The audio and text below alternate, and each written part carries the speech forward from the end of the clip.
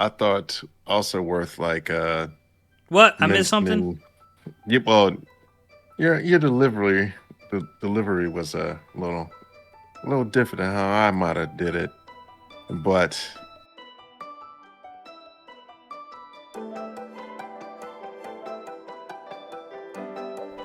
Ladies and gentlemen, welcome back to Irbal Sinergy's Shop. I'm your host, Sinji. With me, as always,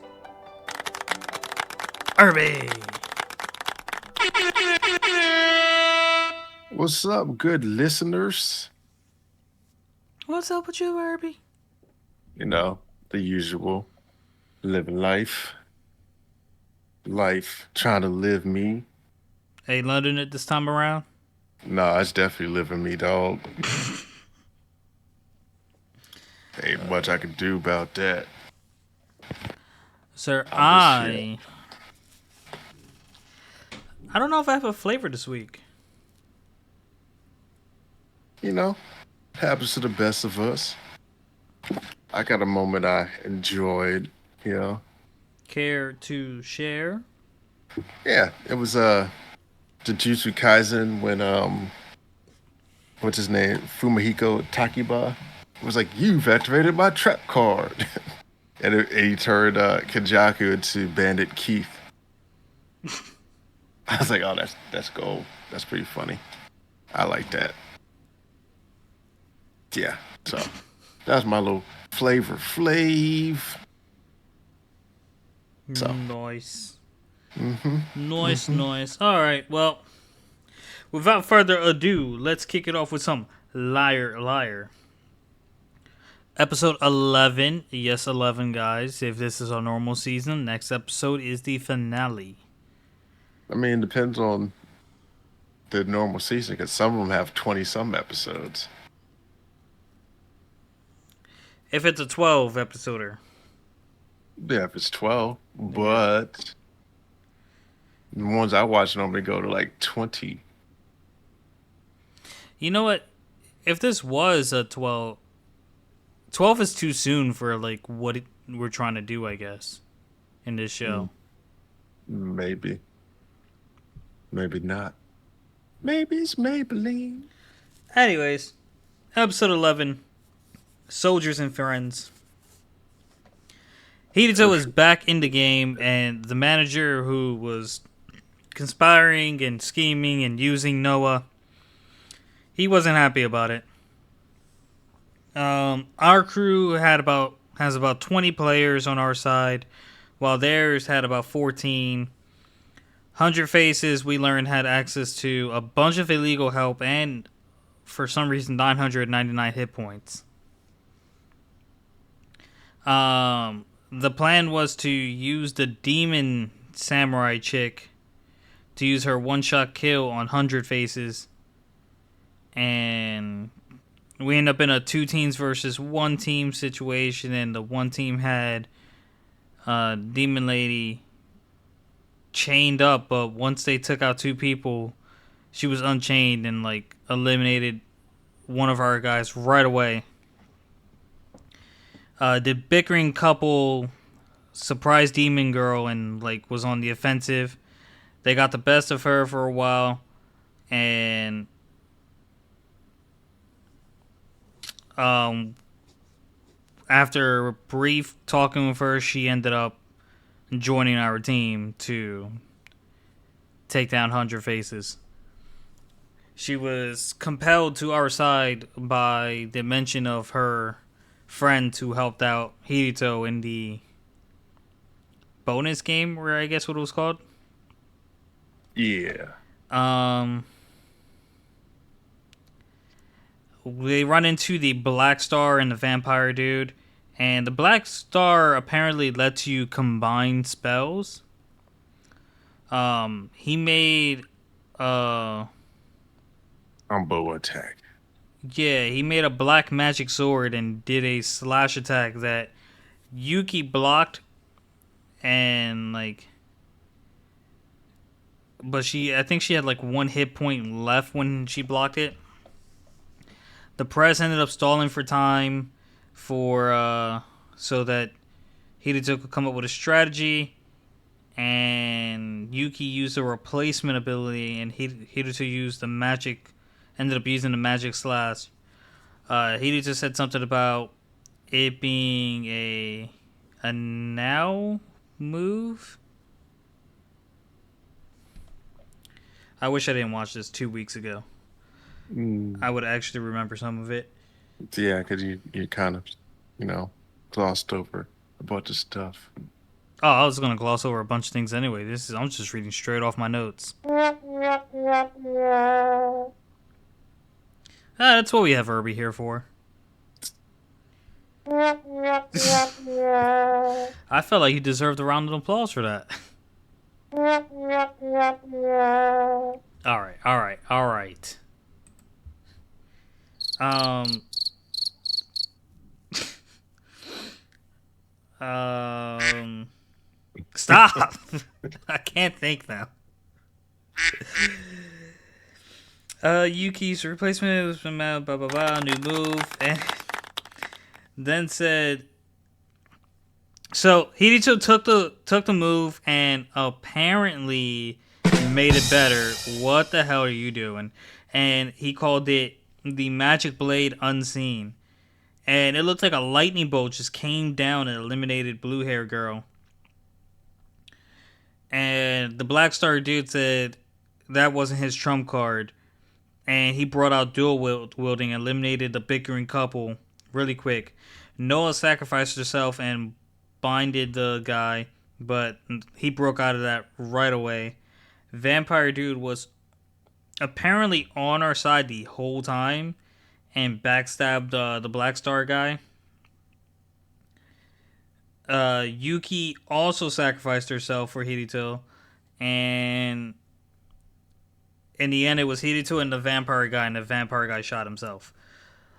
100 Faces didn't die to the plan. She actually, I think, eliminated the Demon Maiden, and just when it looked like she was about to do in Rena, time ran out, and she was saved by the bell, quite literally. Saved by the bell. Now, Irby, if you would, the honorable mentions. Yeah. So, let's see here. Yeah, the battle starts to mobilize some stuff. His combo attack spell. I think he got the idea from the guy that he was fighting, and he also ended up taking the sword from the guy using the replacement skill. Mm-hmm. So that was worth noting in that. I said that. I said Yuki used the replacement skill. I'm not sure you did, but all I right, did. we'll have to progress against that. Yeah. So, uh, yeah. I guess that's it. Not much. Carry on my It wayward son. takes a kill shot, but it doesn't work at the end. So, yeah. All right. Not much there with the liar. Pants on So, fire. I'm gonna go with the legendary hero is dead.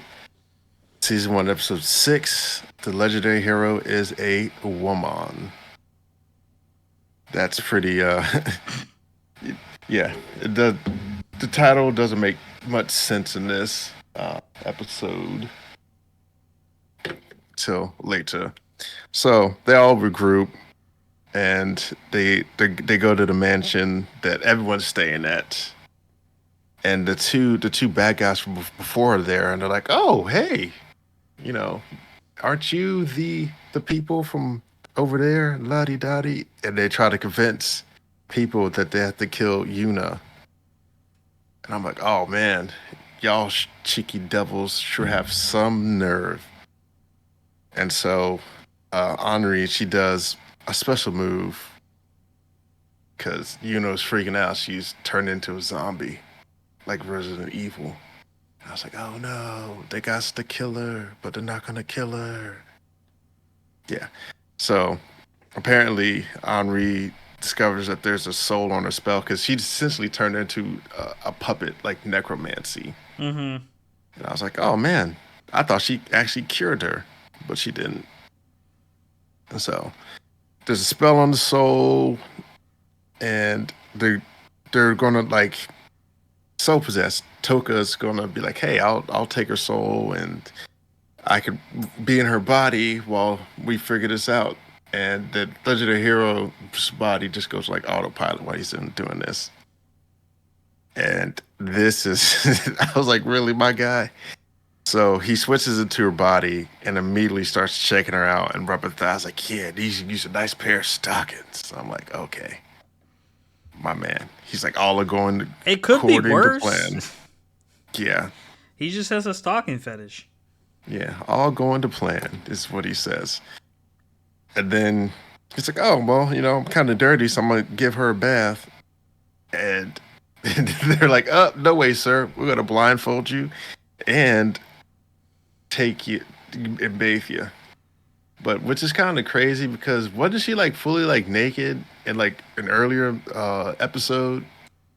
I think she was tied Yes. up in the dungeon. So it's like, not nothing he hadn't seen before, but still, I can understand how they want to give a little bit of modesty to her, which is okay.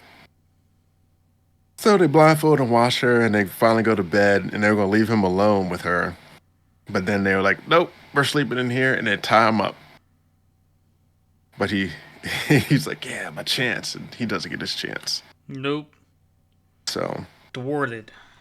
yeah, they are more trustworthy. They bind him while he sleeps, and then while they're sleeping, the devil breaks down the wall. And my girl Marguerite, she has a spell enhancing bow, so she's able to shoot like frosted arrows at all the devils and intruders. And so then they decide to go to a different room because the mansion was infiltrated. And my man Toka, he possesses some awareness here, and he uses a stone to find the devils. So he finds the devils, and then they start discussing plan of action. Then the devils attack them. I'm like, man, oh man. And so the devil can explode things with his touches. And I forgot who he touched first, but he touched something and it blew up. And that's how they figured. And then he went to go touch Marguerite. And I was like, oh no. But she didn't blow up. She just used a substitution jutsu and it shrugged out of her cape. So She just so uses then substitution jutsu. yeah. He's like, "Boop, I'm out. Substitution." So then they're fighting the devil and they almost knock it out. And then the main devil comes back and juices up the devil that they're fighting so that it's going to be harder. And so this part was an interesting part right here. Henri tries to get the legendary hero's body to use the sword, but it can't. And Toka's like, oh, give it here because he's in Yuna's body still. It's like, all you got to do is think about this, this, and this. And he extends it and essentially slices through the devil to everyone. And I'm like, oh man, that's interesting how he could do it with her, but can't do it with himself. And Maybe then, because Necromancer Girl's like pumping her full of mana to keep her in that state. No, because uh, he's possessing uh, her now. Maybe because yeah, her mana base levels is just higher than his. Like he knows how to use it, he just doesn't have access to it. yeah. So he slices it, and then everyone realizes that he's in Yuna's body, and they're like, "Oh my god, wow! I didn't think that would happen. I had no idea." And so, yeah, that's the end of the episode. Did you watch the credits? No, I don't watch credits. They spoil. You need to watch the credits because that's the only reason why this episode title makes sense. So, um, so yeah. So what happens at the end? It's a legendary hero shows up and she's a woman. So I was like, oh, I was like, it didn't make any sense before any of this, but now it makes sense because she's a woman. Well, I thought it made sense because the legendary here was in Yuna, and Maybe, therefore technically a woman. but but the legendary hero is dead if you want to follow that logic already. So by that, no one could be a hero. Nope. But so it's his body is what I'm saying. I can't be your hero, baby. That's enough. Thank you. Thank you. You're all too kind. Uh, this is this How fucking or dare you? this one. How dare you? Oh, That one ducks. The is wildlife. also apt. Yeah. Let's enjoy some wildlife. Yeah. So I was like, oh yeah, that makes sense now. So next episode should be pretty good. I'm thinking the same thing on villain. Villain's gonna be terrible. Hey, man. It got a little slow, but it's going to pick up. It's always slow. Nah, it's not. Yeah. Speaking of villain, episode 15, After Yule. I don't know what that means. It's after Christmas. Oh, The nice. Yule tides. Never heard of it. Never Yeah. heard the saying. But Floki's updating King Swain on Canute, and his overall thoughts are, and the King Swain's overall thoughts are that Canute has been, if Canute has been as talented as his brother, he might not have ended up missing. Since winter is coming, Thorkill is thinking he should have given Canute to the English for more entertainment. So now that the winter's come, the war's slowing down, and now he's bored. And then he learns that the English are actually ready to just surrender the throne to King Swain to end the war in total. So his plan really went belly under. Canute, Ragnar, and the priest were praying for forgiveness, and at some point, the priest just started like his prayer just turned into like doubt, and Canute actually raised his voice and told him, "Stop! Like you can't doubt a father's love for his children." And like walked away, and it kind of like seemed to surprise Thorfinn a little bit, but Thief Girl did end up warning people about Askeladd and his crew, and the word spread to Thorkill, who got excited again because he realized that the people she was talking about had to be Askeladd, and that meant Thorfinn and Prince Canute was nearby. Askeladd's own crew is along with Ragnar realizing that Askeladd's luck is running out. Like the too many unfortunate things are happening. Thorfinn walks by with a rabbit, and Ragnar wanted to bum off the rabbit, which it ended up being a smart decision, I guess. Thorfinn was just gonna eat the rabbit itself, but he got a nice stew out of it, prepared by your very own princess-looking Prince Canute, who looked even more like a princess with his hair tied up. Now, while eating, and Ragnar and Canute just talking about cooking and how like King Swain, when Canute first cooked for him, he like threw the food on the ground. It's like a prince shouldn't be cooking. You should be acting like a king, not doing slave people work. So cooking became a hobby for Canute, like a secret hobby that he couldn't really do too often. There was footsteps approaching the door. Thorfinn was ready to slit someone's throat, but realized Askeladd's people who told Ragnar that English people found them, and battle broke out. That's when Ragnar demanded to talk to Askeladd, and they were like, well, Askeladd's on the battlefront. If you want to talk to him, you have to come up here. But that in itself was a trap, because they just stabbed Ragnar in the stomach with a spear. He ended up requesting an audience with Askeladd to reveal that there is a power struggle going on right now in the Kingdom of Denmark. So they know King Swain's going to step down. So there's a group of people who want Prince Canute to be the king, and a group of people who want his brother Harald to be the king. And that the king himself, Swain, doesn't want Denmark to be split. So Ragnar, I think this is all speculation. I don't think he really has proof of it, but he said that the king is prepared to lose one of his sons to keep Denmark whole, and that's why he brought Prince Canute to the battlefield, even though he had no battle experience. So Prince Canute's real enemies is probably King Sweyn himself. And right before he died, Askeladd was like, "You should have said that soon. You should have said that earlier." It kind of like interferes with his plans. And Ragnar asked to see Canute one more time, and Askeladd was like, "No." Boom. End of episode. Yeah. I thought also worth like What? I missed something? mentioning.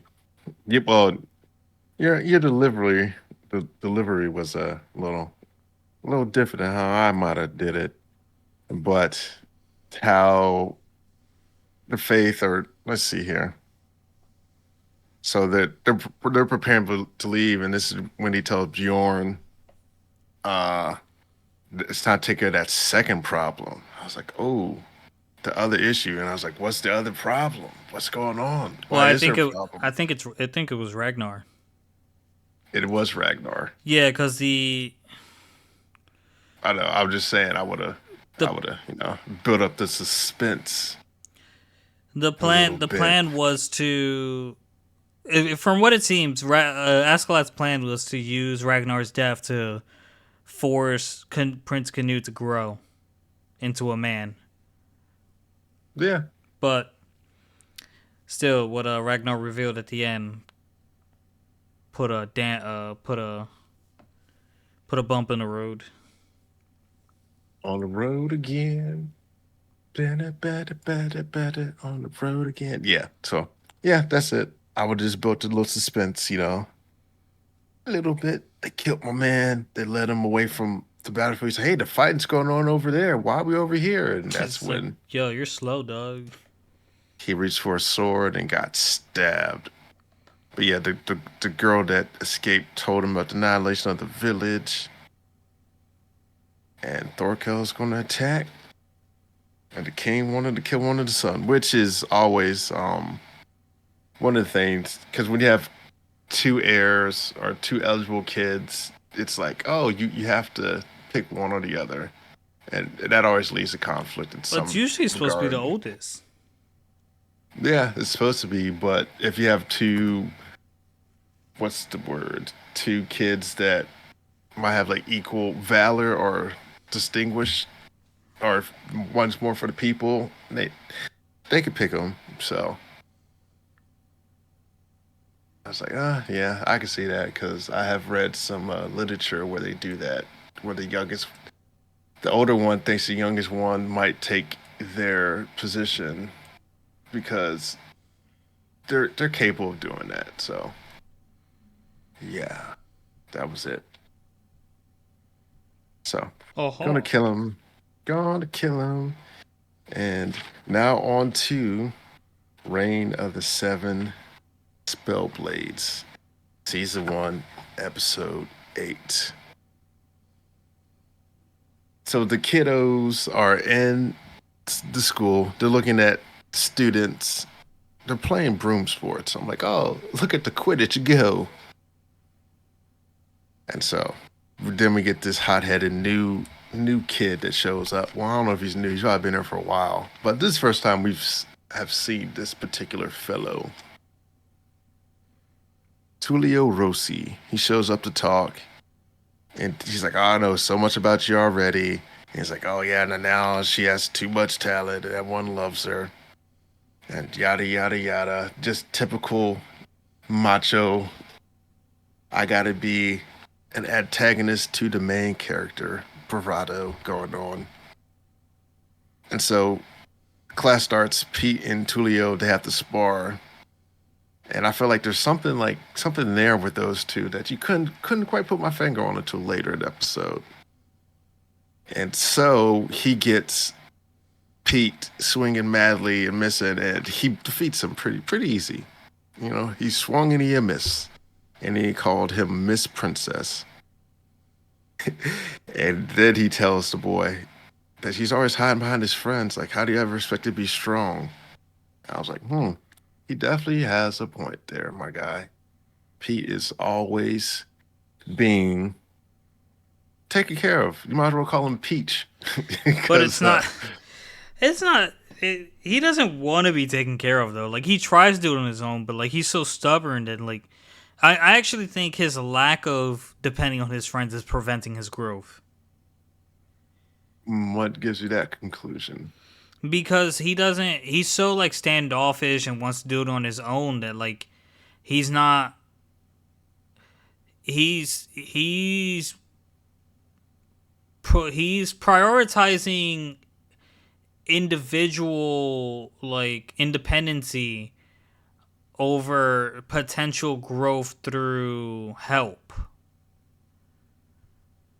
Like how like when Oliver had to save him from the exploding chemical, like he said he had it on his own and whatnot. Hmm. And then how like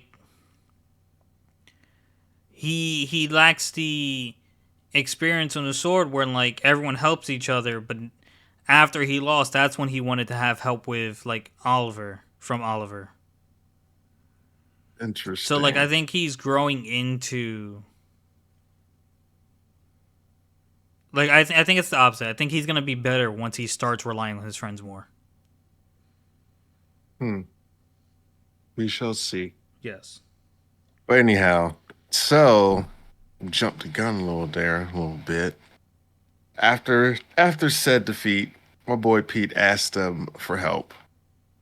And then this is where they argue about the training methods because Shelly wants to teach him attack stuff, and Oliver's like, you got to know the basics where you can even move on, and this, that, and the other. And so they come to a compromise. Oliver would teach defense, and Shelly would teach offense. And he does this distance judging thing where you do a spell or a sword, and which is kind of practical. Like if you wanted to put in modern terms, it's like a knife in a gunfight because within 15 feet, a knife is better, but over 15 feet, it's like pull your gun out is what they say. Mm-hmm. Forgot, because self defense classes teach that. So I was like, yeah, that's sense. So spells is the trigger, and a sword is a knife. And then we find out that Tulio wants to train Pete. It's like, why? And then he gets into his whole spiel about he wants to find out who's the strongest first year that there ever was that lived. I'm like, oh man, really? Why, my guy? So he calls out the cafeteria to join, and people agree to fight.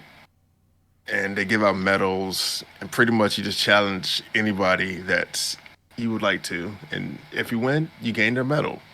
And you get 4 medals, and once you lose all 4, you're out. 4 strikes and you're out at this old ball game. So, yeah. I'm going to give that a clap because that was great. The people loved it. I'm sure they're raving in their seats. Yeah, so then it's the most medals after a week is the winner. And right off the bat, Hurricane Evelyn challenges Nanau. Nanau wins pretty easily. She does that little sword Cutting through the spell maneuver. thing. Yeah. She didn't much cut through it as much as she like redirected it away from her. Mm-hmm. So I was like, oh, she's getting better at the craft. It looks so effortless for her. And then so Miss Course tells him that he's invited for tea somewhere. Oh, that Miss Course is the his bodyguard that watches over Oliver. I'm like, oh, okay, that's nice. So when he gets there, Salvadori is in the labyrinth, and also Athalia shows up, and they talk shop, and she asks him about the Garuda and what would you like, this and the other. And then she tells him stop going on adventures and stick to the school building instead of the labyrinth. and they meet and they start talking about some more stuff.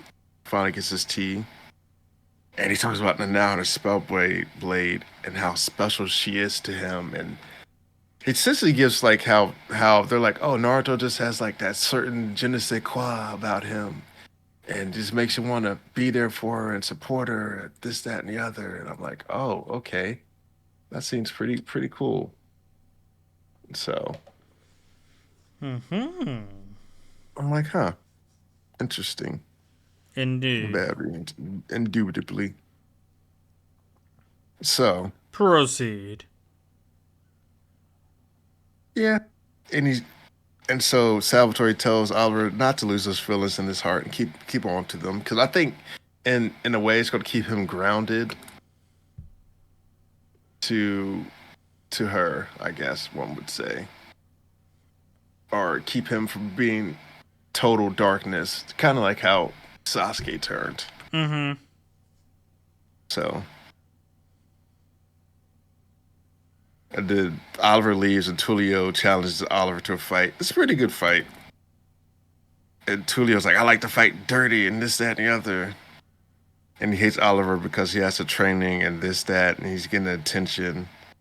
And my boy Oliver's like, 8 moves from now, you'll lose. And I was like, oh, okay. My man's gonna make him lose in 8 moves from now. I was like, all right. I'm loving it. Loving your style. Chit, chit, chit. So, Checking you out. so it was when 8 moves, he did it. Kind of like how Mike got was like, oh, the 100th move is gonna be this move. And then he proceeds to give my boy a lecture, tells him to practice and pick a style to choose. And he's like, I kind of envy you because you're good at what you do without any training and this, that, and the other. I was like, oh man. So he walks out. And then Tulio gets challenged by, I forget his name, but he got challenged. And I'm like, oh man. So there's that. It's gonna be a good barn burner right there. I Yes, bet you sir. Tulio loses because he just finished a fight. So there's no hope for him there on that one. Yeah, Oliver could come back around. And help him when it's been like a challenge duel. Yeah, why not? 'Cause that's not the rules. It's one-on-one fights, my guy. Did they specify that? I don't remember. They did. You never remember anything. Oh, then he's screwed. He's gonna lose. He's gonna lose and peruse the loser's valley. Unless he actually does know the styles and was being too stubborn to use them, and then decides to take Oliver's advice and implement them. I doubt it. Yeah. Because he wouldn't want to lose to Oliver, so he would just use them in the fight. Nah, man. Stubborn people do dumb things. Speaking from experience, Yes, sir. mm, I know. But yeah, so um, yeah, that's it. That's it for that. Good episode. I'm excited to see what comes up next. So yeah, I'm Mm-hmm. ready. I'm ready. Yeah, finish off the jutsu. There's only one chapter that had substance. The other one kind of could kick rocks. So this is when the discussion plans to attack Kenjaku before the fight ends between Gojo and Sukuna. And Kenjaku still wants the merger to happen. And the one woman nominated Fumihiko Takiba to fight him for some reason. And they started to say, but then they did that typical trope where it's like, oh, we'll tell you at a later time. Mm-hmm. And so this is where my flavor came in when Takiba was fighting. It was like, oh, you activated my trap card. He turned into Bandit Keith. And then he was like, why are you still trying to do this? And Kenjaku's like, oh, I'm just intellectually curious as what will happen if he just merges everything. And we also find out that uh, Fumahiko's ability can waver if he doesn't have the confidence and certainty in his jokes. So I'm like, oh, my guy, you got to be real confident. A flaw. Yeah. So, but then the next episode is essentially his backstory. So, Yeah. not much to read there. If you wanna read, you can. It's an interesting read, but I ain't mad at it. Nah, I mean, you know what I'm saying? I hear you, brother. Anything else Yeah. worth noting on your end? Nope. Got nothing. Got nothing on you, baby. No, no. Oh, yeah. You might say hi, and I might say hey. You shouldn't worry about what Uh, they say. Yo, we gotta stop. no, Copyright.